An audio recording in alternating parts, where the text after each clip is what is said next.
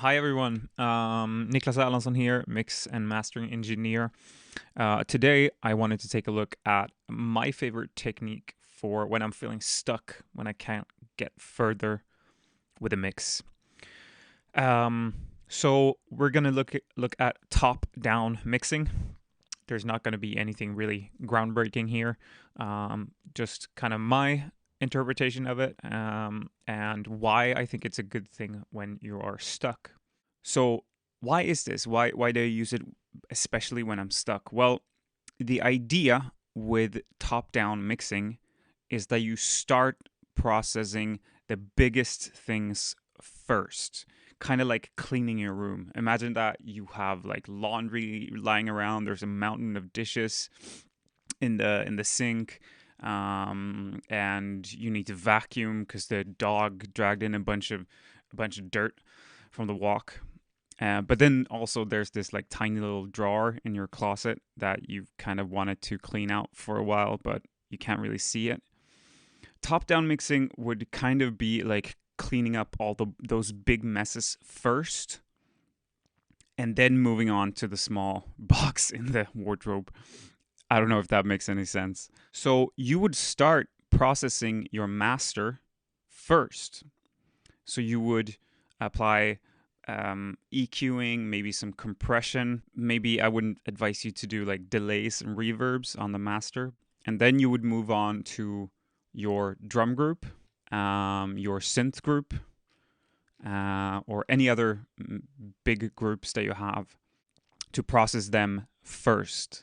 The idea or the kind of outcome of that is that when you start on the master, you can set the musical tone for the project, if you will.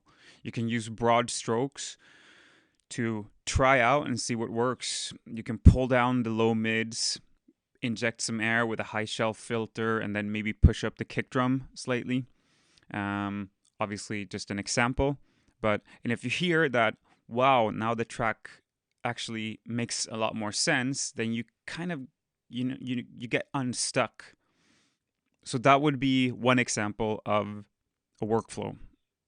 Master, your buses, maybe your sends, and then you get into the nitty gritty details of the individual track channels.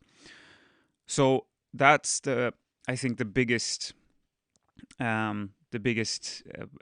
pro with this mixing technique is that you get good results really quickly. You get 70% of the way in 20% of the time. It also works well to reset kind of your brain when you're stuck, and it's also great for troubleshooting your mix. The biggest con, as I see it, is that it's very easy to overcook your materials, because when you start solving problems on the master and then on the groups, you've solved the same problems 3 or 4 times, and when you've solved the problem in each step, then obviously your channels and your groups, which are sending the information to the master, that might no longer be a problem on the master. So there's sometimes a bit of going back and forth, but it can be worth it as well. Right. Let's get into it. I'm going to start with EQing, as I always do, specifically the low end. EQing, yay. More specifically, we're going to start with subtractive EQing, mainly some dynamic EQ. Now, I feel that in this project, the kick isn't really punching through in the way that I want it to. I feel that the low mids are kind of standing in the way, and there's a bit of almost there's a tendency of some kind of noise in that region, which comes from the percussion. So let's deal with this first of all. Like, again, since I am working on the master, I'm going to be working in gentle strokes. What we later do in the groups and on the individual channels will affect how much of the problem is being sent to the master. So my intention here is not to solve the problem once and for all. But since I am feeling kind of stuck with this mix, I will be mindful with my changes, but I'm also not going to be afraid to be heavy-handed. Because trying out things, we can always redo them or remove the EQ or whatever it is. Let's have a listen to what is going on in this track here, and yep.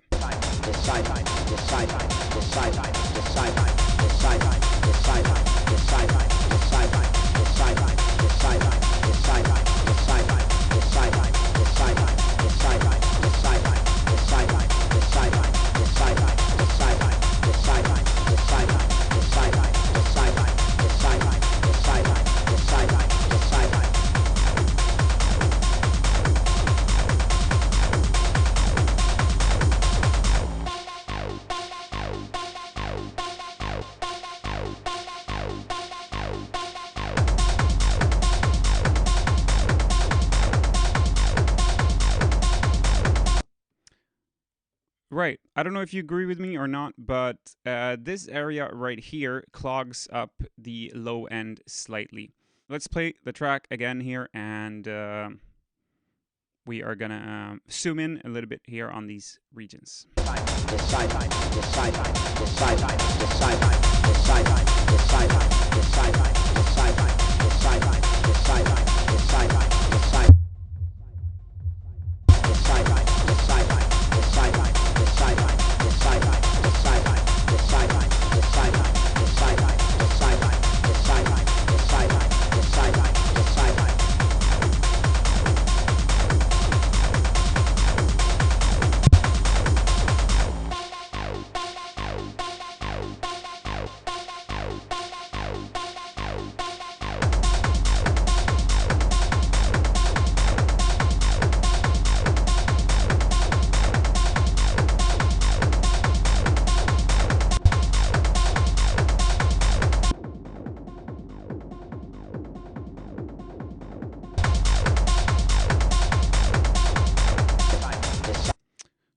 Okay, let's listen now with only these changes and compare here on the master and see what we have.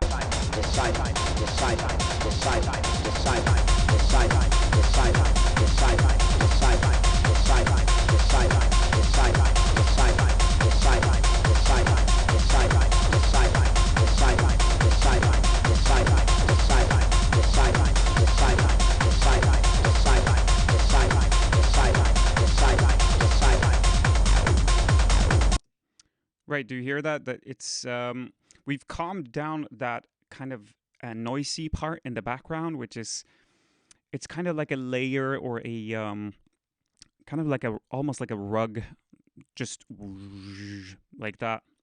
So we calmed down a little bit, and I feel that the kick is allowed more presence. Now let's see what happens if we add a little bump here, not that type of bump, and a little high shelving filter, because as you can see, there's not a lot of information going on above 10 kilohertz. So let's see with all these changes together how we're doing.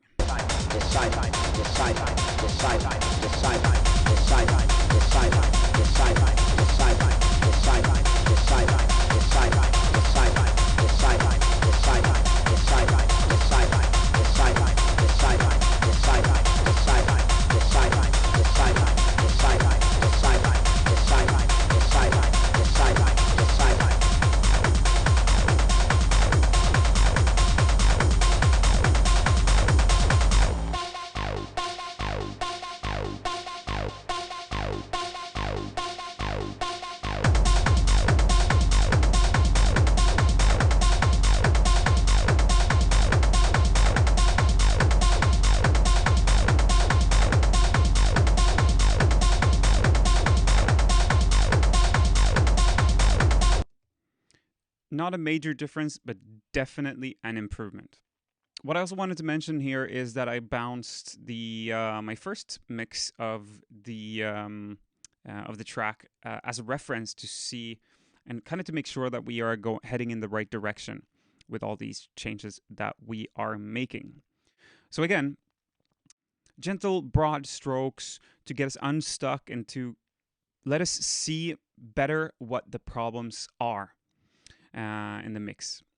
I am also gonna slap on a compressor here.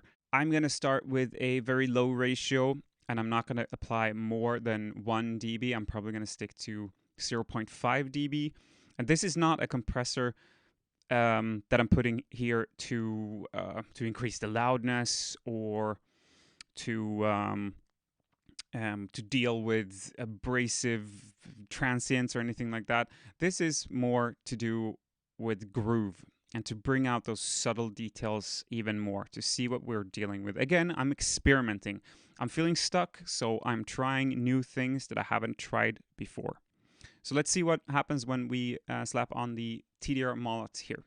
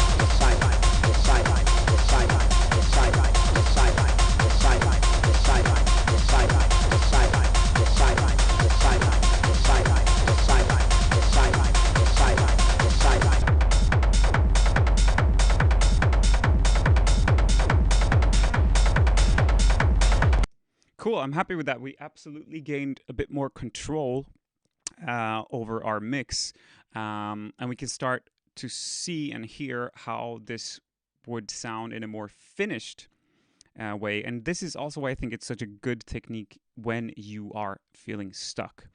Right, let's move on to our first group, which is going to be drums. That feels like a natural place to start, since first of all, that I feel that that's where the main issue lies in the project. And as before on the master, I have put 2 M compares or any really gain matching plugin would do the trick. And I'm going to start with EQing again. So like we said, the kick is not really punching through, and or I wanted to punch through more, and the low mids are a little bit too loud. So let's see what we can do about that. So first of all, I've pushed up the kick here roughly at root note and put a high threshold. This means that it grabs only the loudest part of the kick drum, so the initial transient. And again, that's to really make it push through.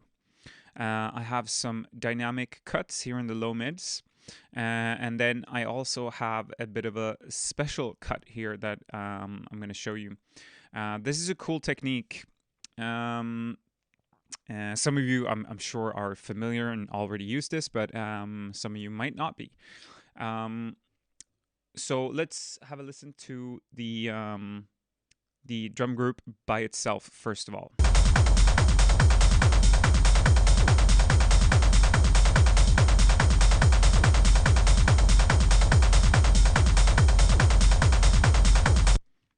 As you noticed, I put more or less all drums and percussion in this. So we have the kick, the top kick, we have the main percussion, the rhythm section, we have the hi-hat on the backbeat, we have the hi-hat on the playing the 16th notes, ride, clap. That is the kind of foundation of the track, I would call it. Again, calming the mids down, low mids down with some dynamic cuts here. But then also this, let's have a listen to just that.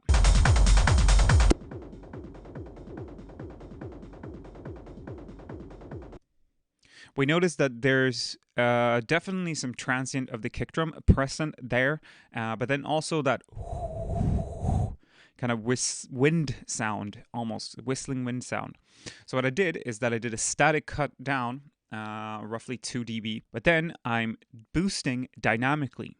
So every time the kick hits the transient of the kick drum, the band is getting pushed up again.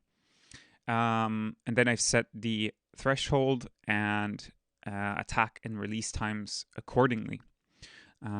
This means that we can get rid of the windy, whistly part of that band, but still have the transient of the kick drum pump up. Because remember, that's what we want to get through here, right? Let's listen again.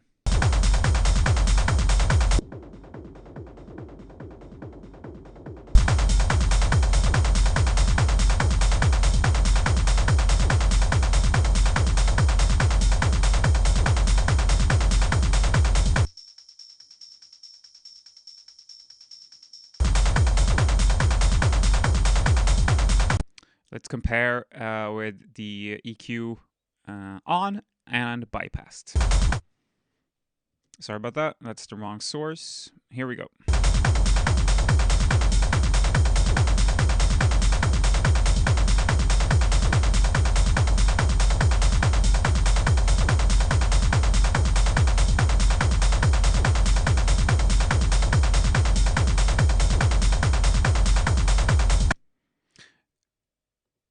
It's not a major difference, but to me, this makes the drums cleaner and punchier.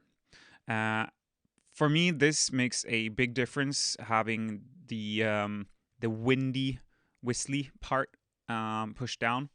Listen after that again and see if you can hear that part kind of being calmed down a bit.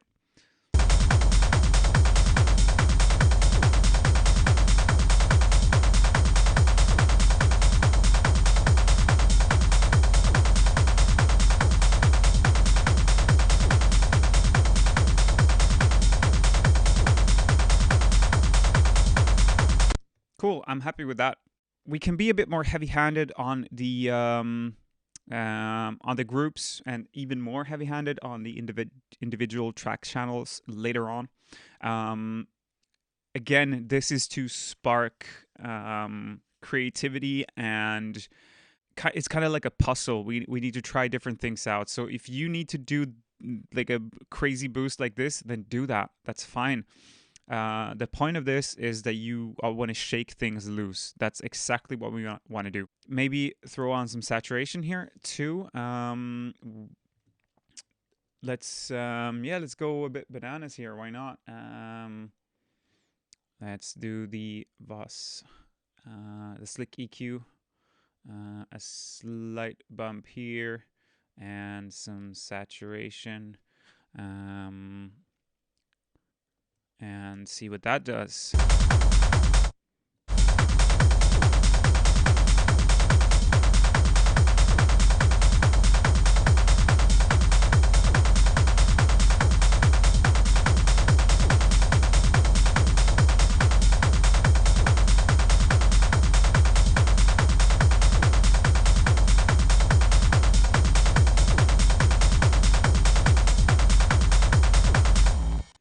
Definitely getting somewhere here, and again, don't be afraid to try things out. Cool. Now let's have a listen to this quickly with the rest of the ensemble playing as well, and then let's compare.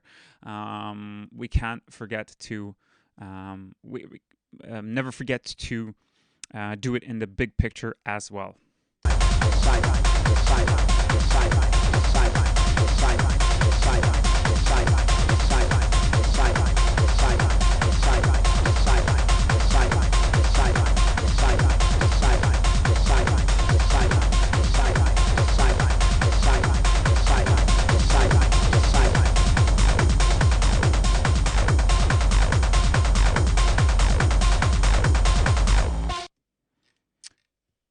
Cool. I'm happy with that. Quickly also talk about processing the mid and side information, or the better name would be diff and sum, or sum and diff. Um, since when you process the sum and the diff on the individual channels, it is very hard to find a way of, if you, for example, pull all the lows um, in towards the middle with something from Isotope, the imager, or if you just cut them with an EQ, um, obviously only on the diff material. It's very hard to hear what that does in the big picture, since it's virtually impossible to um, to yeah, to bypass that many plugins at the same time. So doing that in a group is way better. So I thought we'd take a look at that. First and foremost, the drum group, because that's where we have the most lows, the most low material. So let's first just see what it looks like if we have a lot of low end material or on the sides, or if yeah, what it looks like basically.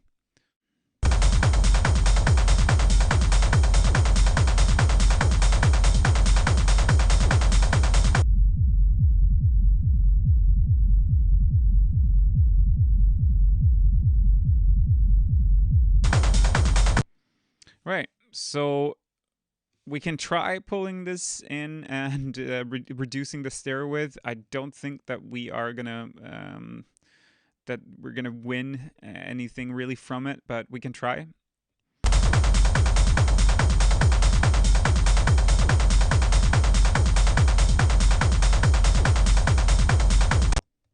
Not really. So let's remove that. There wasn't much stereo width to reduce there, but there can still be information flying around on the sides that we don't really need. Most club systems are mono below 150 or 200 hertz. But this doesn't really mean that we should or need to remove all of that or to mono the low end. But I would say that in every mix that you do, at least investigate the possibility, or and see what it sounds like. Sometimes cutting things can help other things that should be more in the center of attention come to life. Often I find that reducing the low end information on these sides can help the kick drum or the bass become more focused and directed. But that's also not true for everything that you work on. So you really need to listen. Is all you can do, basically. In any case, let's try and see what happens.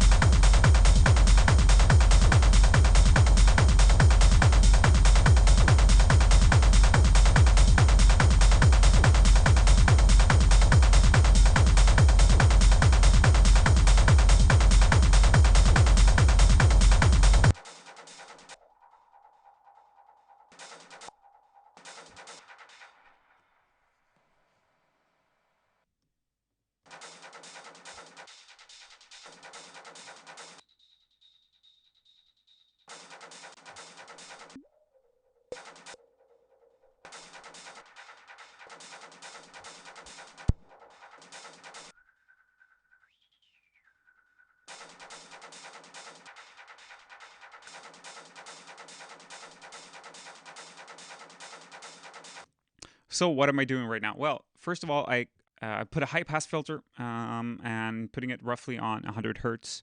I'm also calming down some resonant materials, but I'm also doing a slight boost here. The boost is really because this is where the kind of the body of where this side material is. So I want to boost that, and then we can calm the rest down. The output level I make up for with saturation. This is normally a cool trick, I think, to um, spark some life back into it. So let's see what happens with and without that. Um, um, right, let's go.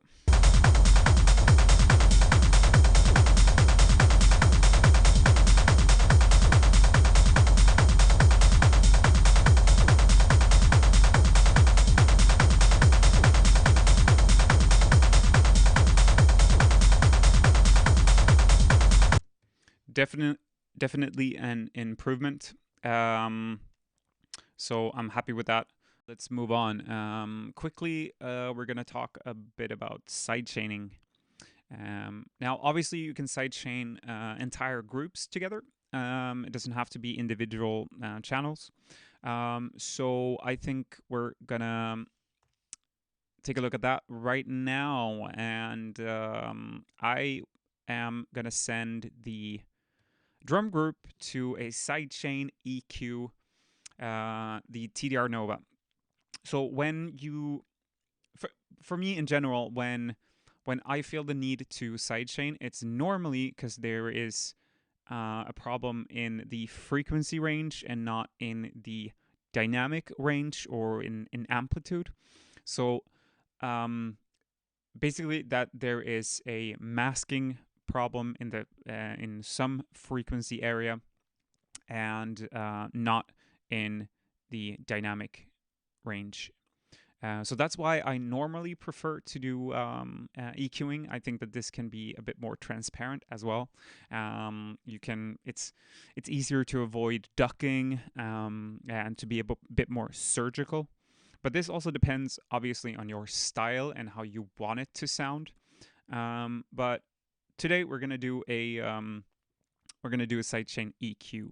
So in the Nova, most of you, I'm sure you know how to do this.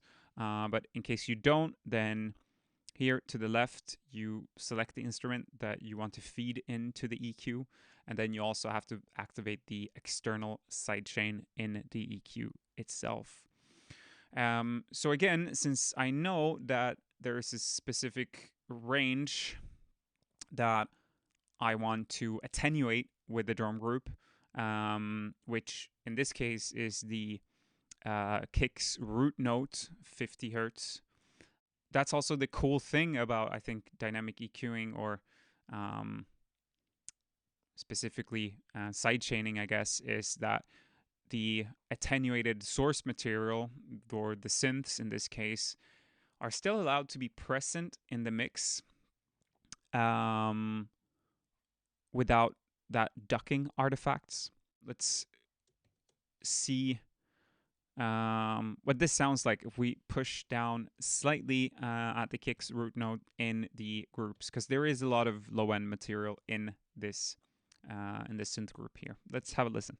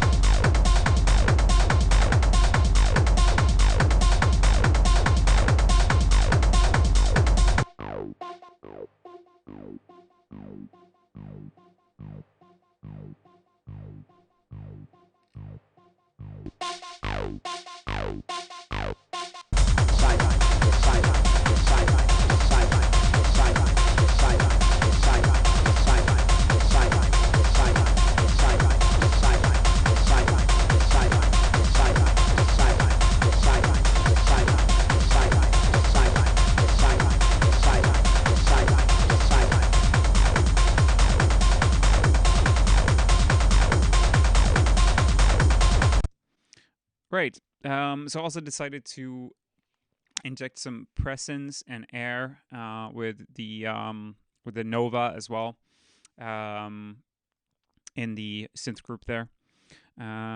Cool. Let's have a listen and compare to our first render of the mixdown.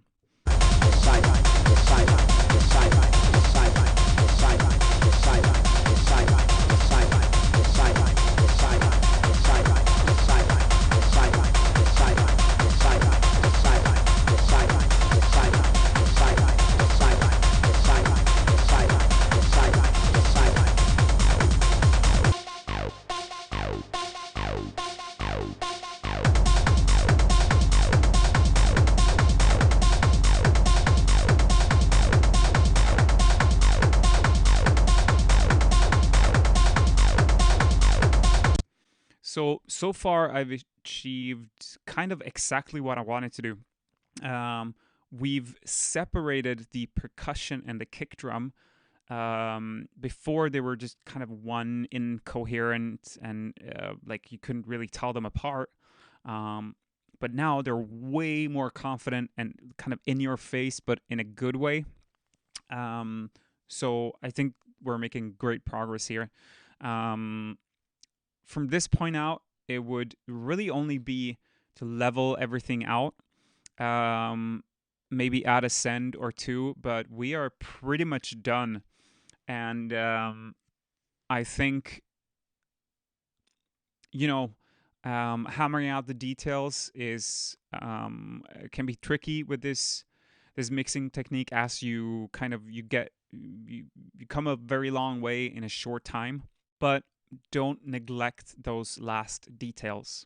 It is really important. That can be the difference from like making yourself stand out from other producers. So don't be afraid to push it that extra 20% with the tiny details on each of these, all the individual tracks. I haven't done anything really here. I've put EQs, but I haven't touched it. And if you're feeling a bit unsure on how to proceed after the master, the groups, and the sends, then check out my other tutorial. There's a bunch of great mixing advice in there too. And definitely a bit more in depth regarding details. I'll put that in the link here. So check that out. So again, we've only processed the master first. We've processed the drum group. We've processed the synth group. And haven't even touched our panning or volume. And in effectively 40 minutes-ish, we've taken the mix from especially the drums, like the kick and the percussion, the low percussion there, and we've separated them and made them more confident and much more powerful. So again, a great technique for when you are stuck and digging yourself out of that hole where you're caught up in like doing small minor tweaks on every individual channel. So great technique for that. I don't think I have anything more to add on this. Getting bogged down into details now in this little tutorial wouldn't really be helpful. But again, don't get caught up in the details, but also don't be afraid of doing that extra little work, the extra 20%. So, if you have any questions regarding mixing or mastering for that matter, you're always welcome to reach out, either here or on my email. I'm going to put that below here so you can reach me. Don't be afraid to reach out. Send me a DM or an email, and I'll gladly help out, whatever it is. Right, that was my little mixing technique for when I'm stuck. I hope you will find it helpful. please let me know what you use when you're stuck, or if you feel like you want to try this, or if you have any other comments. Looking forward to hearing from you all. So until then, take care. Ciao.